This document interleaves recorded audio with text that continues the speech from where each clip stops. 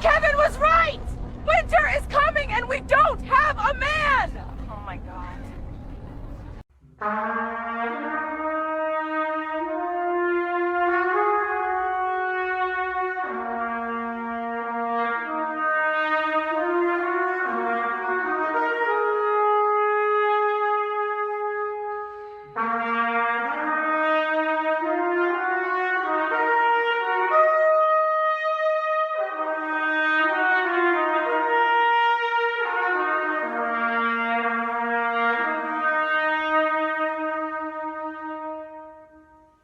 Hey, big head, yeah, it's me. I know, I said I ain't never call you again, but Trump done cut my benefits and rent due in 2 days. I messed up, baby. I see you now. You wasn't controlling, you was leading. You told me get a job and stack up. I laughed. Now Section 8 ghosted me like I did you.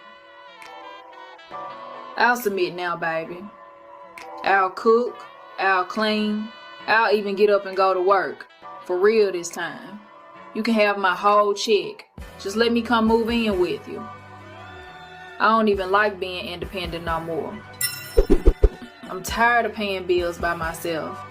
I thought I wanted to be a boss chick, but the boss life expensive. I'm sorry for not listening when you was with me. You was right. I was the problem. You was trying to build, and I was trying to argue. All right, I picked this. Somebody sent me this, and I like it, even though it's AI and it's a cartoon, it's not real, but the sentiment is on point. You got a black woman reading from a script, mind you, a script of what men want. So what does that prove? Two things. Number one, they know what you want because they're reading from a script, they just refuse to give it to you. And number two, the environment has changed and they can't get what they want from their baby daddy, which is Uncle Sam, so they're gonna have to fall back and be submissive or be cooperative. I talk about the environment and struggle brings cooperation, it always does. So you have her basically going down the manosphere list about what men wanted, what men required, and what they wouldn't give because they were strong and independent. As long as Uncle Sam was raising the floor, as Galloway calls it, high heels, you're economically taller than your man. That's what they call the economic cliff. In other words, the economic cliff has been lowered. So all of a sudden, the benefits you used to get that was way more than your man could afford, now, guess what? It ain't there no more. The net ain't there no more. The backstop's not there anymore. So now you're going to get this. I told you that 2025 was going to be the year to reach back. And this particular video highlights what I've been hearing. You have conversations just like this going on in Black America, all over the country. I know guys that have been hit up by exes 4, 5, 6 times saying the same script. I know I was wrong.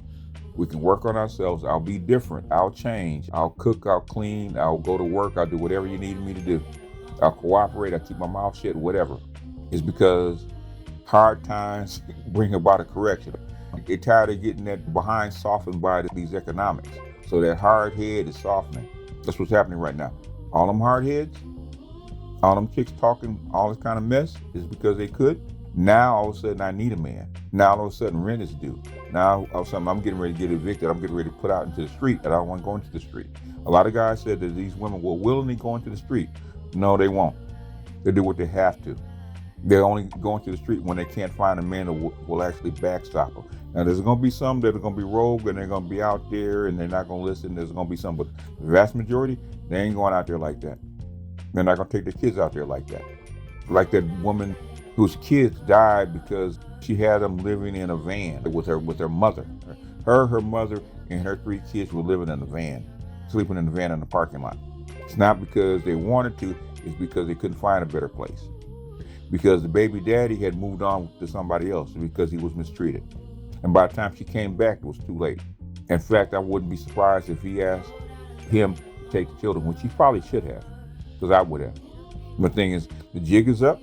Everybody knows it. This country's getting ready to go through some turmoil, and everybody knows it. And these hard-headed chicks are going to all of a sudden find a soft landing. Right? There were all these older chicks, man, that thought they had a good job, they had a good gig, they had a good life, they didn't need nobody. And Donald Trump came and pulled the rug out from underneath them. In other words, all those feminist hires, those feminist positions that they were filling, where they weren't doing very much, but they were getting paid for it. All that stuff is gone.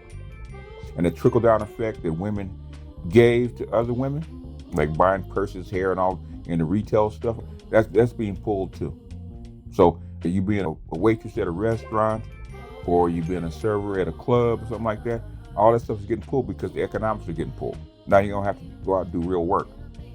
So all those female jobs that you thought were safe and secure, that were service jobs, you have to serve somebody. And the people that get served are people that have to do something that's meaningful. And for this country to get back on track, they're going to need men doing hard, meaningful work to actually build this country. In China, man, they work 12 hours a day. They work like Hebrew slaves, 12 hours a day, 6 days a week, like Hebrew slaves. In America, we have gotten soft. It's because they want men to be more like women. Women cannot be like men. So you have to push men to be softer and be more like women. Push them to the middle. That hasn't worked out. When they try to push women to the middle and be providers and working 80 hours a week or working 60 hours a week or whatever it is, they didn't want to do it. No, most women don't even want to work for 40 hours a week once they get past 35. But now that this crisis is upon us, especially for the next couple of years, these women are going to come begging. So this Hey Big Ed call that you're listening to right now, that's going to be more prevalent. And what did she say? Trump took away my Section 8, took away my SNAP. And I need to move in, and the rent is due, and I need to move in with you. In other words, I need help. So when I'm willing to put aside my pride, even though I still feel it, I'm willing to bite my tongue, even though I want to say something, and I'm willing to cooperate, even though I don't want to. They don't want to cooperate, and you should know they're going in. They're not here because they're built to cooperate you or trying to cooperate with you. They're here because they have to be. It's someplace because they have to be when they can get an advantage. They don't have to be there no more. Guess what? They're not going to be. They're not going to be there no more. So take it with a grain of salt. Take it with a grain of salt. Make sure that you get your return on investment from day one. Don't wait. Don't wait that I'm going to wait and let her get comfortable. I'm going to wait to see if she's going to adjust herself. I'm going to wait on down the line and she'll be a good woman for me to ride or die down the line. Don't wait. Don't wait. Don't wait on that, man. Get your ROI from day one. If you don't get what you want out of her on day one or within a couple of weeks, then you have to adjust the way you think about her, especially if you're going to pay for her, because she's asking you to pay for her. She's asking you to do what Uncle Sam did, which is supplement her lifestyle. And if you're going to do that and you want to take on that burden, you better get something in return. Now, if you want to be charitable and you feel sorry for her because you love her, I can't say anything about that. If you love her that much, go ahead and get her. But be willing to accept the downside. Don't go into it with your eyes closed. They're not coming back to the table because they want to. They're coming back to the table because they have to. I knew that. Because they had 30 years to come to the table and do right by you without having to, without being forced to. Now they're forced to. Because guess what? Karen and Becky's throwing them underneath the bus. They're not going to get trampled.